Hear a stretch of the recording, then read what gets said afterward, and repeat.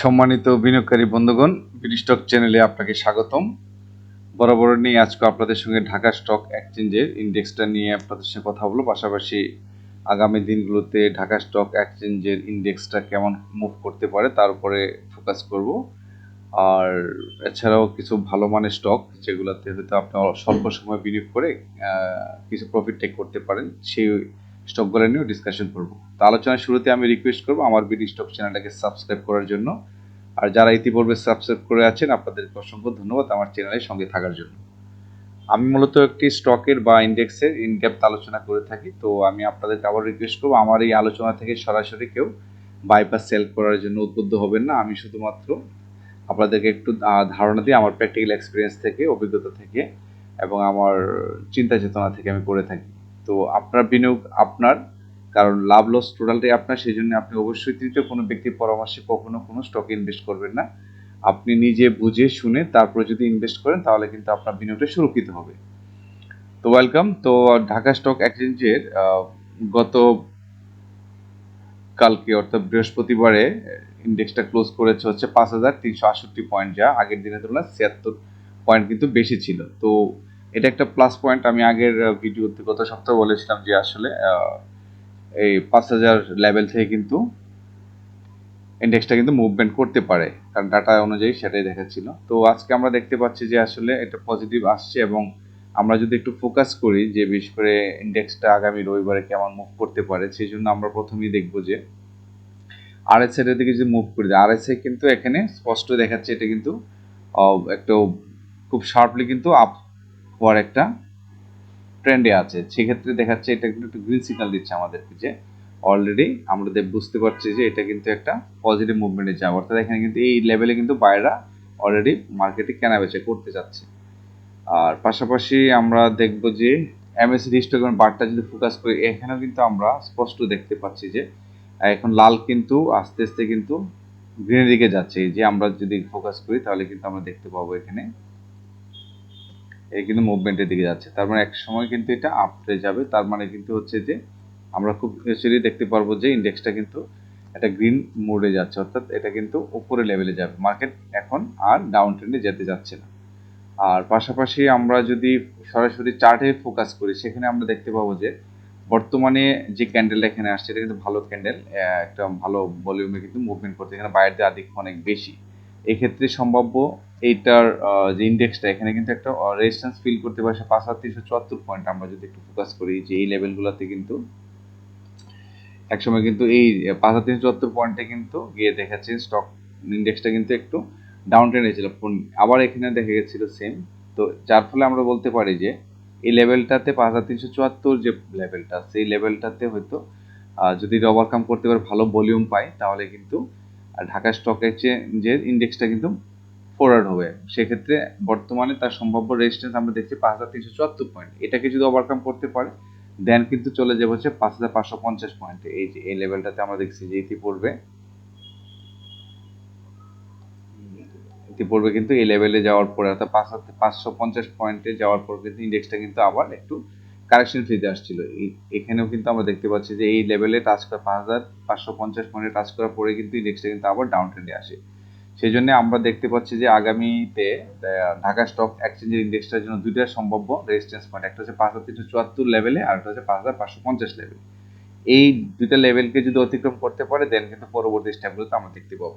তো বর্তমানে যে মুভমেন্ট আছে ইন্ডেক্সে বা মার্কেটে যে পরিস্থিতি, তাতে কিন্তু মনে হচ্ছে যে ইন্ডেক্সটা কিন্তু সামনে ভালো করার যথেষ্ট পসিবিলিটিস রয়েছে। তো অর্থাৎ পজিটিভ মুভমেন্টে যাওয়া, অর্থাৎ এখন আমরা দেখবো যে এখন কিন্তু মার্কেট আস্তে আস্তে কিন্তু পজিটিভ দিকে যাবে বর্তমানে ক্যান্ডেল থেকে আমরা যা দেখতে পাচ্ছি। আর যদি এইভাবে লেনদেন বাড়তে থাকে তাহলে কিন্তু আস্তে আস্তে আমাদের ইন্ডেক্স ঢাকা স্টক এক্সচেঞ্জ ইন্ডেক্সটা কিন্তু পরবর্তীতে আরো বাড়বে। তো সেই জন্য মার্কেট নিয়ে এখন আপাতত ক্যান্ডেল থেকে বোঝা যাচ্ছে যে এটা কিন্তু মার্কেট নিয়ে তেমন দুশ্চিন্তার কিছু নেই, এখন কিন্তু মার্কেট ফরওয়ার্ড হচ্ছে। তো এই ছিল ঢাকা স্টক এক্সচেঞ্জে আপনাদের সঙ্গে শেয়ারিং করা। এখন আমরা কয়েকটি স্পেসিফিক স্টক নিয়ে কথা বলবো। তার মধ্যে একটি স্টক হচ্ছে, এখানে আমরা আসি যে প্রভাতী ইন্স্যুরেন্স নিয়ে কথা বলতে যাচ্ছি। ইন্স্যুরেন্স সেক্টরের একটি ভালো মানের স্টক, এক ক্যাটাগরি স্টক। তো এখানে আমরা যদি ফোকাস করি, প্রথমে যদি আমরা আরএসআইটা দেখি, তো প্রভাতীর ইন্স্যুরেন্সের আরএসআইটা কিন্তু সেম, এই যে বললাম যে এটা কিন্তু শার্পলি কিন্তু মুভ করতেছে। শার্পলি মুভ করতেছে উপরে, তার মানে হচ্ছে কি এই স্টকটি সামনের দিনগুলোতে একটা ভালো মুভমেন্টে যাচ্ছে। RSI এটা ইন্ডিকেট করে। পাশাপাশি আমরা MACD হিস্টোগ্রাম বারটা যদি ফোকাস করি, এখানেও কিন্তু দেখছি যে কি এটা কিন্তু আস্তে আস্তে কিন্তু উপরের দিকে যাচ্ছে, অর্থাৎ হিস্টোগ্রাম পার্টটা কিন্তু ডাউন ট্রেন্ড থেকে আপ ট্রেন্ডে যাওয়ার একটা প্ল্যান করতেছে। তার মানে অচিরে আমরা দেখতে পাবো যে এখানে কিন্তু একটা ভালো একটা মানে সেল ভলিউম, সরি একটা বায়ার ভলিউম দেখতে পাবো, এবং ভালো ইন্ডেক্স থেকে কিন্তু এটা পজিটিভ মুভমেন্টে যাবে। এখন আমরা যদি মূল চার্টে আসি, মূল চার্টে দেখতে পাচ্ছি যে এটা একটু ভালো ক্যান্ডেল। আমরা যদি দেখি এখানে ভালো ক্যান্ডেল, এখানে কিন্তু যথেষ্ট বায়ার এবং সেলার একটি, আলটিমেটলি কিন্তু বায়ারদের সংখ্যা বেশি, অর্থাৎ এই লেভেলগুলোতে কিন্তু এখন বায়ার পাওয়া যাচ্ছে এই রেটে, অর্থাৎ 30 টাকা 90 পয়সাতে ক্লোজ করছে, এখানে কিন্তু ভালো রেট আছে। যদি আপনারা কেউ এই স্টকটাতে ইনভেস্ট করতে চান, একটু অ্যানালাইসিস করে যদি ইনভেস্ট করতে পারেন, এখন কিন্তু শর্ট টাইমের জন্য আপনি ভালো প্রফিট করতে পারবেন। কারণ এখানে কিন্তু এখন কিন্তু এটা বোঝাচ্ছে স্পষ্ট যে স্টকটি কিন্তু আপ ট্রেন্ডের দিকে যাচ্ছে, এবং সেক্ষেত্রে তার সম্ভাব্য যে রেজিস্ট্যান্স দেখতেছি আমি 33 টাকা, 33 টাকা একটা গুড একটা স্ট্রং রেজিস্ট্যান্স একটা। ইতিপূর্বে বেশ কয়েকবার কিন্তু 33 টাকা যাওয়ার পর কিন্তু স্টকটি কিন্তু উপরে যেতে পারে না, পড়ে গেছে। তো এখানে সেভারাল টাইমস কিন্তু আমরা দেখতে পাচ্ছি এই পয়েন্টে যদি আমরা একটু ডেট ওয়ারি দেখি, এটা হয়েছিল তো মার্চ মাসে, তারপরে এখানে আসছিল অক্টোবর মাসে 2025 সালেও সেম, আবার দেখা যাচ্ছে এপ্রিল মাসে 2025 সালেও কিন্তু সেম। অর্থাৎ 33 টাকাটা হচ্ছে বর্তমান প্রভাতী ইন্স্যুরের জন্য একটা বড় ধরনের একটা রেসিস্ট্যান্স। এটাকে যদি ওভারকাম করতে পারে দেন 35 টাকা, এই যে 35 টাকা কিন্তু রেজিস্ট্যান্স কিন্তু হয়েছিল, আমরা দেখতে পাচ্ছি এই লেভেলগুলোতে এই যে পড়ে গিয়েছিল কিন্তু 35, অর্থাৎ 33 এবং 35 টাকা এই লেভেলগুলোতে কিন্তু প্রভাতী ইন্স্যুরেন্স কিন্তু দেখা যাচ্ছে যে এইখানে একটা রেজিস্ট্যান্স ফিল করে। তো সেই জন্যে যারা এখন ইনভেস্ট করতে চান অল্প সময়ের জন্য, তাহলে কিন্তু বর্তমান যে রেট আছে এই রেটে যদি 30 টাকা বা 29 টাকা 28 টাকা লেভেলে কিনতে পারেন, তাহলে কিন্তু শর্ট টাইমের জন্য একটা প্রফিট টেক করতে পারবেন। 33 টাকা 35 টাকা এবং সর্বশেষ 36 টাকা 80 পয়সার মতো তার যাওয়ার যথেষ্ট সম্ভাবনা রয়েছে। তো এটা হচ্ছে প্রভাতী ইন্স্যুরেন্স নিয়ে, যদি কেউ যেহেতু ডিসেম্বর ক্লোজিং একটি স্টক, এগুলো থেকে যদি আপনি অল্প এখন এন্ট্রি নিতে চান, তাহলে কিন্তু অ্যানালাইসিস করে, এবং আপনি যখনই এন্ট্রি নেবেন তখন কিন্তু আপনার সেল টার্গেটও ঠিক করে নেবেন, কত টাকাতে আপনি সেল করবেন, তাহলে কিন্তু আলটিমেটলি আপনার কিন্তু লস হওয়ার সম্ভাবনা কম থাকবে। 33-35 এই জায়গাতে কিন্তু যাওয়ার যথেষ্ট পসিবল। যদি 35 না ভাঙতে পারে, তাহলে কিন্তু স্টকটি আরো কারেকশন আসবে। 35 পর্যন্ত আপনি ধরে নিতে পারেন যে 35 টাকা পর্যন্ত আপনি কিন্তু এখানে রিস্ক দিতে পারেন, তারপরে এটা ওভারকাম করলে 36.8 বা পরে সোন আমরা দেখবো। তো এই হচ্ছে প্রভাতী ইন্স্যুরেন্স নিয়ে আপনাদের সঙ্গে শেয়ার করা। নেক্সট স্টকটি হচ্ছে সিমেন্ট সেক্টরে হেডেলবার্গ সিমেন্ট। তো আমরা যদি এটার RSIটা একটু ফলো করি, RSIটা কিন্তু আমাদেরকে নির্দেশনা দিচ্ছে এখানে, এটা কিন্তু যথেষ্ট শার্পলি আপের দিকে মুভ করতেছে, আপ ট্রেন্ডের দিকে যাওয়ার প্ল্যান করতেছে। তো এটা পজিটিভ সিগন্যাল পেলাম। পাশাপাশি আমরা MACD হিস্টোগ্রাম বারটাও যদি ফোকাস করি, সেম থিং, এখানেও কিন্তু পজিটিভলি শার্পলি আপ ট্রেন্ডে যাচ্ছে, যার ফলে কিন্তু এখন ডাউন ট্রেন্ড শেষ করে আপ ট্রেন্ডের দিকে মুভ করতে হবে। দুটো ইন্ডিকেটর কিন্তু আমাদেরকে পজিটিভ সিগন্যাল দিয়েছে। এখন আমরা যদি ফোকাস করি মূল চার্টে যদি আমরা দেখতে পাই, তাহলে কিন্তু বর্তমানে ক্যান্ডেলটা খুবই ভালো মানের ক্যান্ডেল, এবং এখানে যথেষ্ট ভলিউম নিয়ে কিন্তু বায়াররা কিন্তু এখানে বাই করতেছেন। সেক্ষেত্রে তার সম্ভাব্যতা আমরা দেখতে পাচ্ছি স্টকটি কিন্তু অ্যাটলিস্ট 240-45 লেভেলে যাবে। যদি আপনার এখানে কেউ বিনিয়োগ করতে চান, তাহলে অবজার্ভ করে যে বিনিয়োগ করে শর্ট টার্মের জন্য কিন্তু একটা ভালো প্রফিট টেক করতে পারবেন। 248 পর্যন্ত তার একটা যথেষ্ট সম্ভাবনা আছে যাওয়ার। এখানে 248টা তার যদি একটা আমরা দেখতে পাচ্ছি যে এখানে কিন্তু একটা রেজিস্ট্যান্স পয়েন্ট তার আছে এই জায়গায়। আমরা যদি এটা কালার করে দিই,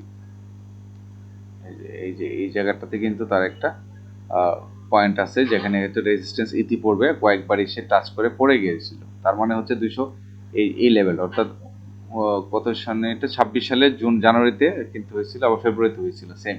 তার মানে এটা কিন্তু তার বড় ধরনের একটা 248 টাকা এই লেভেলটা কিন্তু হচ্ছে হাইডেলবার্গ সিমেন্টের জন্য একটা বড় ধরনের একটা রেজিস্ট্যান্স। সেক্ষেত্রে এইখানে যাওয়ার সম্ভাবনা, যদি এটাকে ভাঙতে পারে, তাহলে কিন্তু স্টকটি 282 টাকা লেভেলে পর্যন্ত যাবে। হ্যাঁ, স্টেপ আপ স্টেপ ডাউন করে করে যাবে। তো যারা এটা ভালো সিমেন্ট সেক্টরে এক ক্যাটাগরি একটা স্টক আপনারা জানেন ভালো ডিভিডেন্ড দিয়ে থাকে, তো এই স্টকটাকে যদি কেউ বিনিয়োগ করতে চান, তাহলে আমার মনে হয় একটু আপনারা চিন্তা ভাবনা করতে পারেন। এখানে যদি একটা ভালো পয়েন্টে দেখে যদি আপনি 237 এই যে বা এই লেভেল যদি নিচে দিয়ে কিনতে চান পান 230 টাকা লেভেলে, তাহলে কিন্তু আপনার যদি ইনভেস্ট করে থাকেন, তাহলে কিন্তু পরবর্তীতে আপনি একটা শর্ট টাইমে কিন্তু ভালো একটা প্রাইস পেতে পারেন। আর যদি লং টার্মে যদি আপস অ্যান্ড ডাউনস করে করে কিন্তু 282 টাকা লেভেল পর্যন্ত এই স্টকটি কিন্তু আপনাকে নিয়ে যেতে পারে। তো এই ছিল হাইডেলবার্গ সিমেন্ট নিয়ে আপনাদের সঙ্গে ডিসকাশন। নেক্সট স্টকটি হচ্ছে সিমেন্ট সেক্টর আরেকটি স্টক, সেটা হচ্ছে লাফার্জ হোলসিম। আমরা যদি প্রথমেই আরএসআইটা দেখি, আরএসআইটা এখানে যথেষ্ট শার্পলি কিন্তু আপের দিকে যাচ্ছে, তার মানে এটা কিন্তু গুড সিগন্যাল দিচ্ছে, অর্থাৎ এখানে কিন্তু স্টকটি কিন্তু এখন ডাউন ট্রেন্ড শেষ করে আপ ট্রেন্ডের দিকে যাচ্ছে। পাশাপাশি আমরা যদি এমএসসিডি হিস্টোগ্রাম বার দেখি, এখানেও কিন্তু সেম ভাবেই দেখাচ্ছে, এটা কিন্তু ডাউন ট্রেন্ড শেষ করে আপ ট্রেন্ডের দিকে মুভ করতেছে, অর্থাৎ দুইটা ইন্ডিকেটর কিন্তু পজিটিভ সাইন দিচ্ছে। এখন আমরা ফোকাস করব চার্টে যদি ফোকাস করি তাহলে দেখতে পাবো এখানে কিন্তু, যদিও এখানে বায়ার আছে, সেলাররা কিন্তু অনেক বেশি এখানে, এবং একটা প্রাইস গ্যাপ দিয়ে যাচ্ছে, প্রাইস গ্যাপে যাচ্ছে। এটা কিন্তু এক সময় একটা হয়তো এখানে পরবর্তী আবার কারেকশন ফিজ আসতে পারে, তবে কখন কারেকশন ফিজ আসবে আমি যদি একটু ফোকাস করি এখানে, তো দেখা যাচ্ছে লাফার্স হোলসেলের সবচেয়ে বড় একটা রেজিস্ট্যান্স আমরা দেখতে পাচ্ছি ইতিমধ্যে, যে এই 54 টাকা 60 পয়সা লেভেল, এই 54 টাকা 60 পয়সা লেভেল ইতিপূর্বে কিন্তু কয়েকবারই দুইবার কিন্তু এটা টাচ করে উপর উঠতে পারে, পড়ে গেছে, পড়ে যাওয়ার পরে কিন্তু এখন আবার নতুন করে আবার একটা এখানে স্ট্রেংথ নিয়ে আপ ট্রেন্ড হওয়ার প্ল্যান করতেছে। সেই জন্য আমরা তার বর্তমান মুভমেন্টের জন্য 54 টাকা 60 পয়সাটা একটা বড় ধরনের একটা রেজিস্ট্যান্স, এটাকে ওভারকাম করতে গেলে ভালো ভলিউম লাগবে, এবং এখানে যাওয়ার পর এটাকে ওভারকাম যদি করে তাহলে কিন্তু 57 টাকা 80 পয়সা লেভেলে কিন্তু টাচ করার পরে হয়তো, কারণ ইতিপূর্বে আমরা দেখতে পাচ্ছি এই লেভেলগুলোতে কিন্তু এই স্টকটি কিন্তু রেজিস্ট্যান্স ফিল করে কিন্তু ডাউন ট্রেন্ডে চলে আসছিল। তো সেই জন্য এই 54 টাকা 60 পয়সা লেভেল হচ্ছে তাকে প্রথমে রেজিস্ট্যান্স, দেন আর রেজিস্ট্যান্স পাবে 57 টাকা 80 পয়সা। যদি এটাকে ব্রেকআউট করতে পারে, ভাঙতে পারে, তাহলে কিন্তু 57 টাকা 80 পয়সা যাওয়ার যথেষ্ট সম্ভাবনা রয়েছে। এর আগে হচ্ছে আরো কিছু থাকবে, 56 টাকা 50 পয়সা আছে, মানে আপস এন্ড ডাউনস করে কিন্তু 57 টাকা 80 পয়সা আর পরবর্তী আরো বাড়বে। তো যদি 54 টাকা 60 পয়সা লেভেলটাকে ওভারকাম না করতে পারে, বা যে 57 টাকা 80 এই গ্যাপটাকে যদি, এই জোনটা অর্থাৎ 54 টাকা 60 পয়সা থেকে 57 টাকা 80 পয়সা এই জোনটাকে যদি লাফার্স হোলসেল যদি ব্রেক না করতে পারে, ব্রেকআউট না, তাহলে কিন্তু স্টকটি আবার পরবর্তীতে কিন্তু এটা ডাউন ট্রেন্ড মেনটেন করে এটা কিন্তু আবার কারেকশন ফেজে আসতে পারে। তো সেখানে আপনারা ওই লেভেলগুলোতে যে বিনিয়োগ করতে পারেন তখন একটা প্রফিট পাবেন, আর আপাতত শর্ট টার্মের জন্য আপনি এখানে বিনিয়োগ করে কিছু গেইন নিতে পারেন। ভালো একটা স্টক লাফার্স হোলসেল। নেক্সট স্টকটি নিয়ে কথা বলবো, সেটা হচ্ছে উত্তরা ব্যাংক, ব্যাংক সেক্টরের ক্যাটাগরি একটা ভালো ব্যাংক, প্রমিজিং ব্যাংক। তো আমরা দুইটা ইন্ডিকেটর আগে দেখিনি যে আসলে আমার কি সিগন্যাল দিচ্ছে। তা আরএসআইটা যদি ফোকাস করি, এখানেও কিন্তু সেম পজিটিভ মুভমেন্ট, অর্থাৎ এখন কিন্তু আর ডাউন ট্রেন্ড যাচ্ছে না, কিন্তু আপ ট্রেন্ডের দিকে প্ল্যান করতেছে আরএসআই। এমএসসি হিস্টোগ্রামের দিকে যদি আমরা ফোকাস করি, ওইখানেও সেম থিং, যে আমরা দেখতে পাচ্ছি যে এই স্টকটি কিন্তু ডাউন ট্রেন্ড শেষ করে এখন কিন্তু আপ ট্রেন্ড দিকে যাচ্ছে, এবং খুব শীঘ্রই আমরা এটাকে আপ ট্রেন্ড দেখে একটা দেখতে পাবো এখানে। তারপরে দুইটা ইন্ডিকেটরে কিন্তু আমরা পজিটিভ সিগন্যাল পেয়েছি। এখন আমরা দেখবো যে মূল চার্টে চলে আসি, ফোকাস করি এখানে।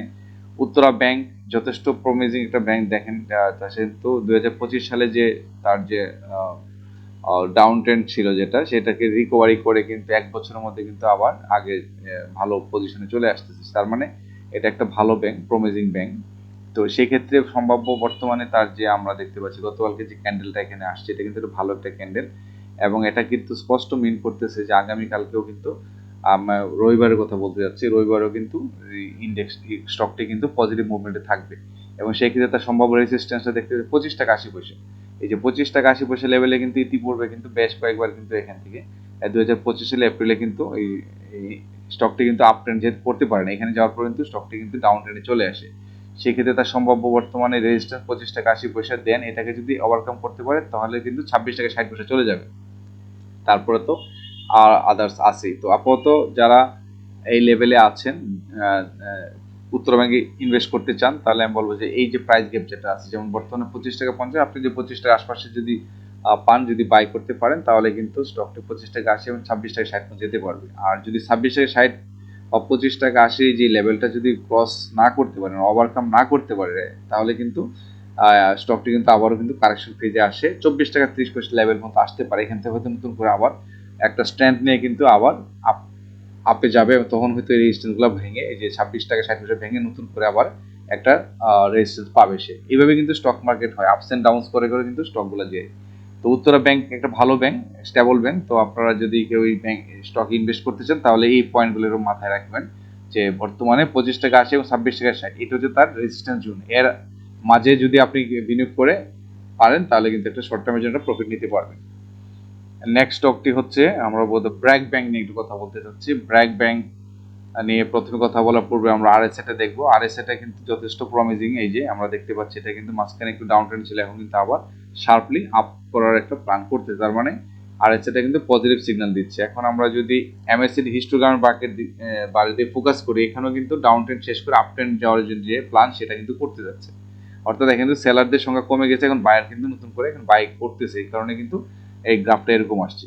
তো এখন আমরা ফোকাস করব মূল চার্টে ফোকাস করার ক্ষেত্রে আমরা দেখতে পাচ্ছি যে বর্তমানে যে অবস্থায় মুভমেন্ট করতেছে তাতে কিন্তু তার দেখতে 85 টাকা 60 পয়সা, এটা কিন্তু একটা বড় ধরনের একটা রেজিস্ট্যান্স। আমরা যদি এখানে ফোকাস করি, এই যে এখানে কিন্তু এটা আসছিল কবে 19 সালে 85 টাকা 60 পয়সা যাওয়ার পর কিন্তু এর ইতিপূর্বে অনেক দিন পরে দেখা যাচ্ছে এই 85 টাকা 60 পয়সা আসছিল হচ্ছে আপনার 26 সালে।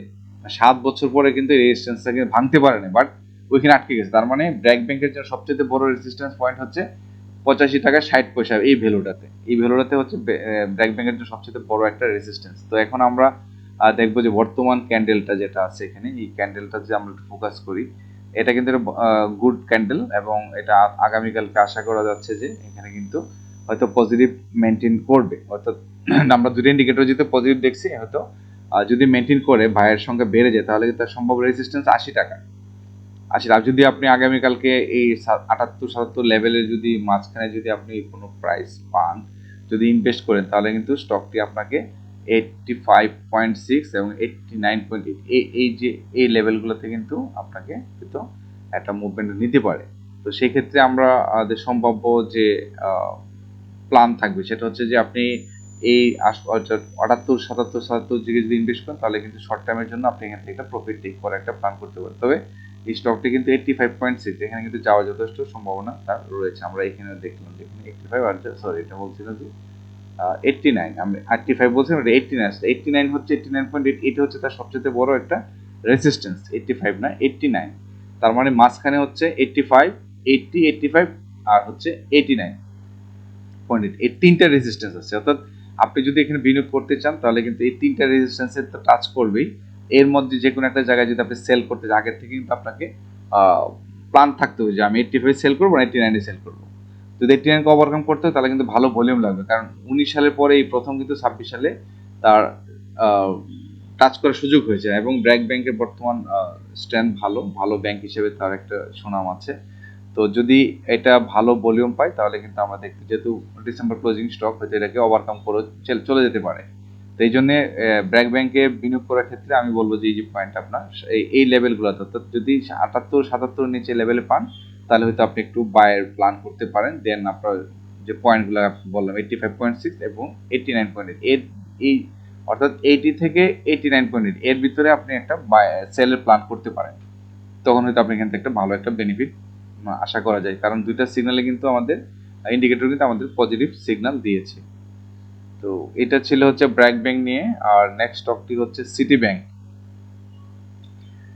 ব্যাংক নিয়ে কথা বলার পূর্বে আমরা প্রথমে যদি তার আরএসআইটা একটু খেয়াল করি। আরএসআই যদি আমরা দেখি, আরএসআইটি দেখবো এখানে কি মুভমেন্ট, এই যে আরএসআই কিন্তু পজিটিভ মুভমেন্টে আছে যে জায়গায় দেখি, তার মানে এই স্টকটি কিন্তু এখন আপ ট্রেন্ডে যাওয়ার প্রস্তুতি নিচ্ছে, এটাই মিন করতেছে। পাশাপাশি আমরা যদি এখানে এমএসসি হিস্টোগ্রাম বারটা ফোকাস করি, তাও কিন্তু দেখবো যে কিন্তু এখন কিন্তু স্টকটি কিন্তু ডাউন ট্রেন্ড শেষ করে আপ ট্রেন্ডের দিকে যাচ্ছে। খুব অচিরে আমরা একটা ভালো একটা দেখবো ভলিউমে আপ ট্রেন্ড হতে দেখবো এটা। আর এখন আমরা মেইন ফোকাস করবো হচ্ছে চার্টে যদি ফোকাস করি তো তার সম্ভাব্য রেজিস্ট্যান্স দেখতে পাচ্ছি। বর্তমান যে পয়েন্টে আছে তার রেজিস্ট্যান্স হচ্ছে এখানে 33.7, কারণ ইতিপূর্বে কিন্তু সিটি ব্যাংক এই 33.7 অনেকবার, এই যে 2021 সালে, তারপরে হচ্ছে 19 সালে, তারপরে এটাও 18 সালে এবং হচ্ছে 18 সালে, অর্থাৎ 33 টাকা 70 পয়সা, এটা ভালো একটা রেসিস্ট্যান্স এই সিটি ব্যাংকের জন্য। তো যদি এটাকে ওভারকাম করতে পারে তাহলে কিন্তু স্টকটি আমরা দেখতে পাচ্ছি যে এটা কিন্তু আরো উপরের দিকে মুভমেন্টে যেতে পারে। সেটা হচ্ছে তার সম্ভাব্য যে এই যে 38.9 আর 35.1 আর হচ্ছে 33.7, অর্থাৎ 33 টাকা 70 পয়সাকে ওভারকাম করে স্টকটি 35 টাকা 10 পয়সা এখানে একটা রেজিস্ট্যান্স ফিল করবে, আর হচ্ছে পরবর্তীতে 38 টাকা 90 পয়সা বা 39 টাকা এই লেভেলে যাবে। তো আগের প্রিভিয়াস রেকর্ড তো অনেক বেশি আছে, 40-র উপরে, এই যে এখানে আছে দেখতে পাচ্ছি 57 পর্যন্ত আছে, তার মানে হিস্ট্রি রেকর্ড হয় কিন্তু ভাঙার জন্য। তো যেহেতু 57 পর্যন্ত তার যাওয়ার রেকর্ড আছে, তার মানে অনেকদিন পর হয়তো স্টকটি নতুন করে আবার একটা প্ল্যান করতেছে। সেই জন্য এই লেভেলগুলোতে যদি বিনিয়োগ করে আপনি থাকতে চান এবং যদি একটু কিছু সময়ের জন্য ধরে ধারণ করতে পারেন, তাহলে কিন্তু আমরা বলতে পারবো যে এই স্টকটা কিন্তু আপনাকে ভালো একটা রেভিনিউ দিতে পারে। এবং যদি আমরা ক্যান্ডেলের দিকে ফোকাস করি, এই ক্যান্ডেল কিন্তু স্পষ্ট নির্দেশনা দিচ্ছে যে এটা একটা ভালো ক্যান্ডেল, আমি বলবো এটা মুভ করেছে এবং এখানে কিন্তু বায়ারদের প্রচুর বায়ার পাওয়া গেছে এই লেভেলগুলোতে। আগামী দিনেও কিন্তু এই লেভেলে বায়ার পাওয়া যাবে, সেই কারণে তার সম্ভাব্য রেজিস্ট্যান্স 33 টাকা 70 পয়সা। এই 33 টাকা 70 পয়সাটা কিন্তু আমি আবারও বলছি, এটা কিন্তু ভালো রেজিস্ট্যান্স। ইতিপূর্বে কয়েকবার কিন্তু 33-70 যাওয়ার পর কিন্তু এই স্টকটি কিন্তু কারেকশন চলে আসে, যেহেতু একবার ফেস করছে এখানে 1 2 3 বার মতো ট্রাই করে পড়ে গেছে, এখন কিন্তু নতুন করে সঞ্চার করছে, পরে কিন্তু এখন আবার এদিকে যাচ্ছে। যদি 70 পয়সাকে ওভারকাম করতে পারে দেন স্টকটি মুভ করবে 35 টাকা 10 পয়সা লেভেলে, এই যে এই লেভেলটাতে মুভ করবে, দেন 35 টাকা 10 পয়সার পরে কিন্তু স্টকটি চলে যাবে হয়তো আপনার, আমি যদি আরো একটু নিচে যাই তাহলে 38 টাকা 90 পয়সা লেভেলে যাওয়ার যথেষ্ট সম্ভাবনা রয়েছে। যাই হোক, তো এই হচ্ছে সিটি ব্যাংক নিয়ে। আমি আবারও বলবো যে সিটি ব্যাংক নিয়ে যদি ইনভেস্ট করতে চান তাহলে আপনারা এই লেভেলগুলোতে সেল করারও প্ল্যান করতে পারেন, এবং এটা কিন্তু ভালো একটা ব্যাংকের মধ্যে আছে। বাংলাদেশ সবচেয়ে যে কয়টা ভালো প্রতিষ্ঠান তার মধ্যে সিটি ব্যাংক, ব্র্যাক ব্যাংক, এগুলো ভালো ব্যাংক। তো সেক্ষেত্রে সম্ভাব্য আমি বলবো যে আবারও যে 33 টাকা 70 পয়সা, 35 টাকা 10 পয়সা এবং সর্বশেষ 38.9, এই তিনটা রেজিস্ট্যান্স এখানে কিন্তু আমরা দেখতে পাচ্ছি এই সিটি ব্যাংকের জন্য। তো নিশ্চয়ই আপনারা আপনাদের ক্যালকুলেশন করে একটা সম্ভাব্য পয়েন্ট দেখে যেটা আছে এই লেভেল থেকে যদি নিচে পান তাহলে আপনি ইনভেস্ট করে নতুন করে, তাহলে কিন্তু একটা শর্ট টার্ম এবং লং টার্মের জন্য বিনিয়োগ করে প্রফিট টেক করতে পারবেন। তো এই ছিল আপনাদের সঙ্গে স্টক এবং ঢাকা স্টক এক্সচেঞ্জের আগামী সপ্তাহে কেমন মুভমেন্ট করে তা নিয়ে আলোচনা করা। নিশ্চয়ই আপনার প্রজ্ঞা মেধায় ব্যবহার করে আপনার বিনিয়োগে আমার এই পরামর্শটা কিছুটা হেল্প হতে পারে, এটি হচ্ছে আমার উদ্দেশ্য।